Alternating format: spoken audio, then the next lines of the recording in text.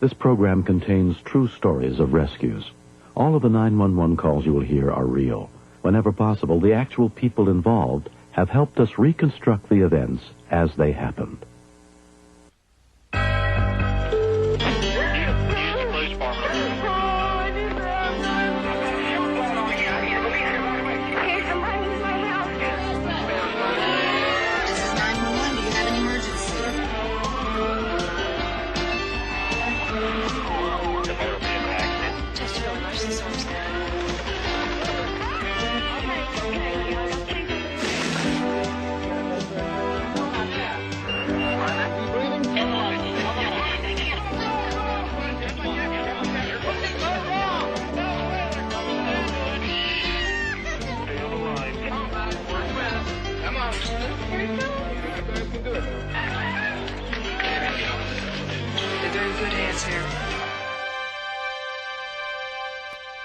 That's totally unprepared to respond in ways that may save a life. I'm William Shatner. Tonight, true stories that explore the heights of courage and the depths of the human heart on Rescue 911. We begin on June 11th, 1991 in Golden, Colorado, as Ruth Martinez, her two daughters, and their friend were enjoying a relaxing day along the shores of Clear Creek.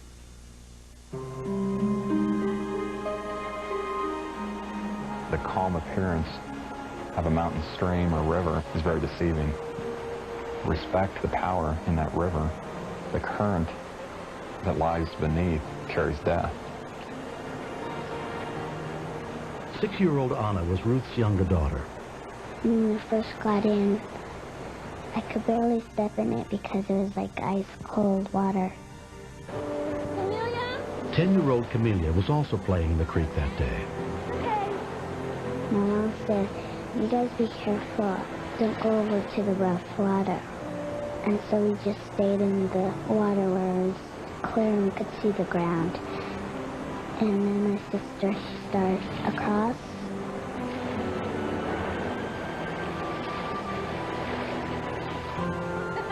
That's ugly. That's an ugly one. Hey, excuse me? Sure, go ahead.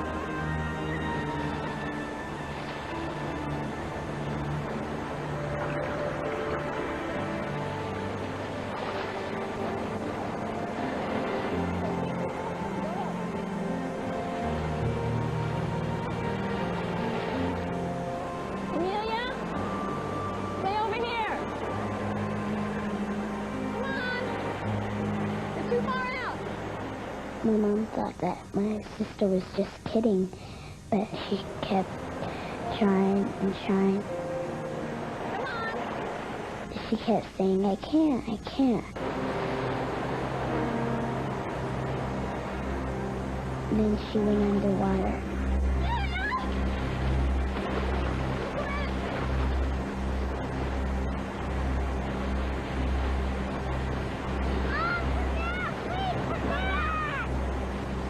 My mom tried to swim back, but she couldn't, and then they started going down the river.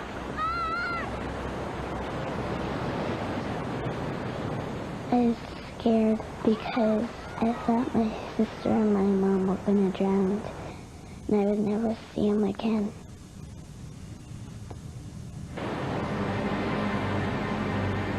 When we continue.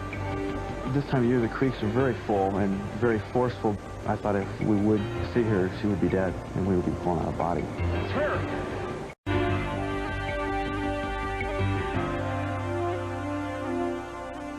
When Ruth Martinez attempted to rescue her 10-year-old daughter, Camellia, from the rain-swollen river she had fallen into, they were both swept away in the swift-moving waters.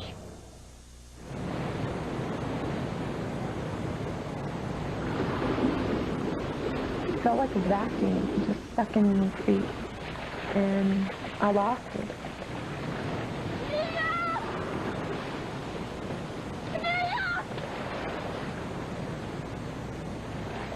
I kept screaming, "God, please don't take her away. Don't take her away."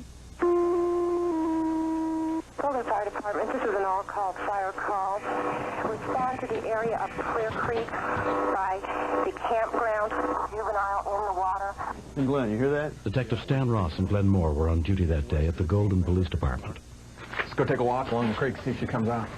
This time of year, the creeks are very full and very forceful because of the spring runoff. I thought if we would see her, she would be dead, and we would be pulling out a body. Dexter cannot be walking the creek. I mentioned to Glenn that I'm really not a very good swimmer, and he said, well, I'm not a very good swimmer either. And I looked at him and said, okay, partner, I'll save you if you save me.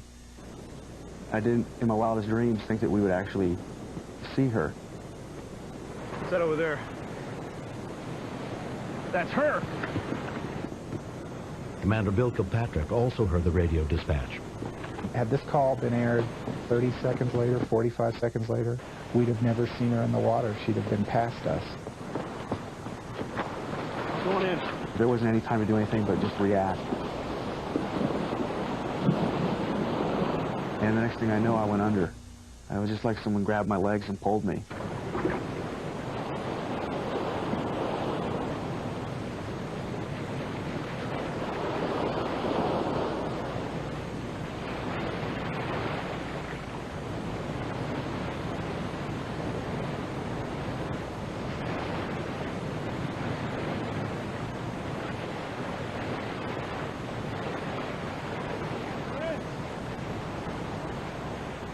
I remember being just bounced around like a rag doll in the water, trying to get air and getting air sometimes, getting water other times. I was pretty scared. And I knew I had to get me out okay because I was obviously wasn't going to be saving anybody if I couldn't save myself.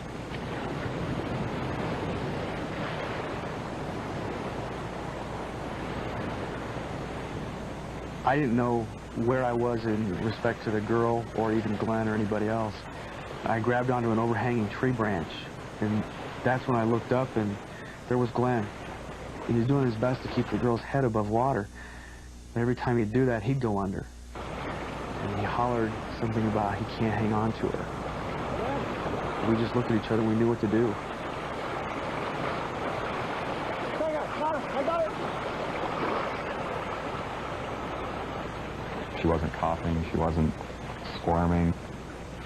I didn't feel that I was looking at a little girl. I felt like I was looking at the body that had been that girl. All right. Now. I could tell her lungs were just full of water because I couldn't get any air to go in. Up here. Turn ahead. We couldn't get a pulse, we couldn't get her breathing. And I just kept thinking to myself, no, I'm not going to let you die. It was a very, very steep embankment next to the river.